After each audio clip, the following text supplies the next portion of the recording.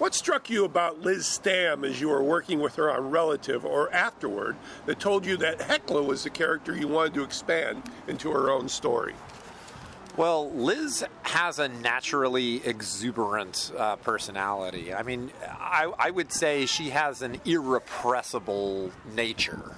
And that is a specific quality that actors need to have because actors face rejection all the time. Right. So, you know, that was one of the things I wanted to put across was in this film how difficult it is to be an actor and to constantly face rejection, but to keep to always have it in your mind that you can still do it, you know. Right. I can still do it even though I get rejected, 4 times in one day. Right. And Liz, she's got the exuberance, she's got the passion, she's got the humor. She herself is just a colorful, kind of larger-than-life person. And so there's a lot of overlap between her and the character, and I thought, let's take this supporting character from Relative and do a whole movie about her. When Liz came aboard to collaborate on the screenplay, what insights did she provide on an actor's life that you never even considered, and where can it be seen in the film? That's a great question. I mean, she she and I have been on opposite ends of the casting table, right? So when I was writing it originally, I did a lot of research. I was writing about it from my point of view, but I was interviewing actors, and then she was writing about it from her point of view. Right. And so I think the hectic nature of an actor's day, of the idea of having 7 bags and having to change your clothes between auditions because you don't have time to go back home, putting your makeup on the train. Liz has literally done that before. Sure. So she was able to bring a lot of those details to it. But I think more importantly, she also was unafraid of making Hekla a little bit more cynical than the first time we saw Hekla in Relative. Interesting. And I thought that was a really interesting choice. She was unafraid of making Hekla unlikable at times. And I thought, oh, wow, that's the way it should be. Even though I might not have written the scene that way. Right. Liz is smart enough to know that's the way actors are. It's always interesting in storytelling to focus on one frantic day where all significant life seems to coalesce. What fascinated you about the possibilities of that day for Hekla, and what does it say about the character within the actor? Well, I love any movie that takes place over the course of a single day, because it provides you with a structure. It's like good point. Movie begins, character wakes up. At the end of the day, they go home and they go to sleep. The end. Hilarious. So I love that. But specifically, actors have busy days, and that's Liz. When she read the script, she was like, I feel seen because I've had this day before. I've had 4 auditions in a day, and then also had to act in a play. That's not uncommon. No, it's not uncommon. About it, you have to hustle. So just the idea of Hekla racing around town, trying to make these appointments and then shooting those sequences in black and white and then going into color when she's actually performing because she's in her element and she gets into the zone. Like, that idea was very appealing. Excellent. So Liz Stamm is adept at both the dramatic portions of Hekla's day and the sheer comic absurdity of it. As an actor, what flexibility did she give you in production to create the Hekla character beyond the page, even though she was a contributor? Okay, well, Liz brought a lot to the table. Okay. I mean, more so than even her co-writing credit, I think, would indicate, because all of the fantasy sequences that we shot, I wasn't even there when those were shot. Holy shit. Yeah, Liz spent 2 days with our production designer, Heather Kuhlman, and our hair and makeup stylist, Heather Vogt. And I hired a second unit director to shoot those scenes. Holy shit, dude. And I said, Liz, don't even tell me what you're going to do. I said, give us 4 brief scenes that can be what's happening inside of Hekla's brain during each audition. So the very first one, Hekla's wearing a big heart costume with daggers in it, and she pulls the daggers out of the heart. I mean, that was her idea. And all of the other 3, they were all her ideas. But she built that heart costume herself. So she has a credit in the end. Amazing. Yeah, one of her credits in the end is like assistant set fabricator. So she had an influence on the overall concept of the film and the visual design of the film. She really is my co-author and the co-creator of this movie in every respect. So brilliant. Extraordinarily, I was privileged to witness the Shakespeare sequence being filmed and then experience it in this final cut. When using the bard's words within the framework of your story, did you have to reference any style of filming Shakespeare for your own approach to it? I did not, although I am a big fan of Orson Welles' Macbeth, and I'm a fan of the Polanski Macbeth as well. I mean, those are both great movies. But because we were shooting it in a bar, I think the style of filming was dictated by the space. Sure. Cunin's bar is small. Yes. It's a classic Chicago tavern. It's narrow. There's a pool table in the back, and we pretty much had to basically shoot in 2 directions. You're facing one way, and then you flip it around and you shoot the other way. The hard thing about it was figuring out how to light it, because you're lighting for the location, not for the shot, if that makes sense. No, it does. And so Jose, the DP, said, is it okay if we see the lights in the shot? And I said, yeah, because the lights won't be there. Lights. Yeah, they're stage lights. They're not there for the film. So, and that gave us some beautiful effects, because there are shots of Brooklyn in particular as Macbeth where she's backlit because there's a bright light behind her, and she kind of moves in and out of the light, and it gives her head this kind of halo. And so I love the way that sequence looks. And then in addition to the 2 directions, we also have the B camera, which is the color footage, and that's handheld. And so we had a lot of options in cutting, and I'm really happy with how it turned out and how well. How many hours was that in pure filmmaking? How many did you? Well, the sequence of Macbeth, I think it lasted around 20 minutes because... Okay, yeah, but I'm saying I saw the result. I'm Yeah. just saying how much footage you do have to work with. Oh, honestly, I don't know. Okay. Because my editor, Eric Marsh, presented me with a rough cut. Oh, good. I didn't sit there and watch all the raw footage. I'm done with that, pal. That's why I hire an editor. Yeah. All right.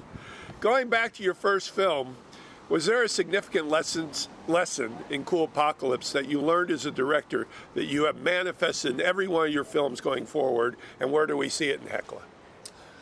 Well, I think I've learned something from every movie. Sure. It's like Sure. the crazy thing about indie filmmaking is there are a million things that can go wrong on every film set, and you learn a few of them on every movie, and then hopefully you don't do it again on the next one.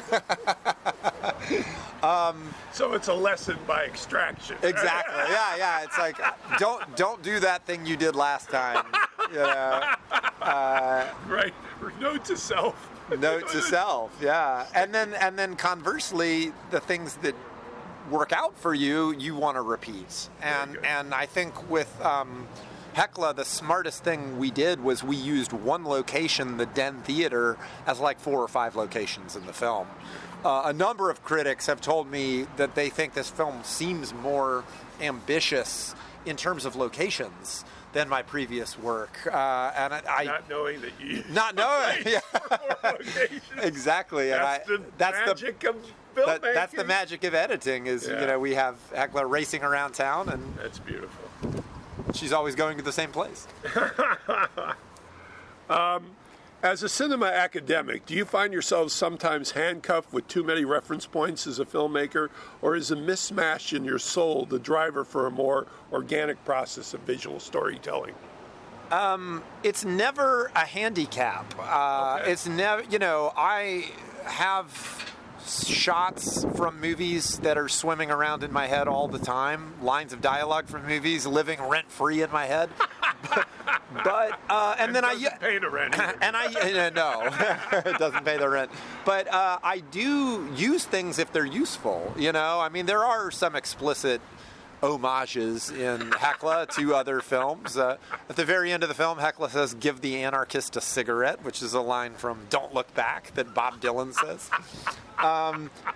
But it's also, it's really more a film about real life. Hekla is a movie about the working life of an actor based on what I know to be true about an actor's life and based on what Liz knows to be true. So that's the real core of the film. It's not a remake or an homage to anything.